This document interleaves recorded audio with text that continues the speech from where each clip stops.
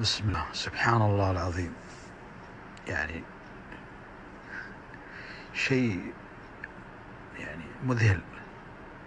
الأصفر يعرف يحط الكورة أو البالونة، والرمادي هذا والبني يعرف يحط الكورة. مباراة فعلا غريبة.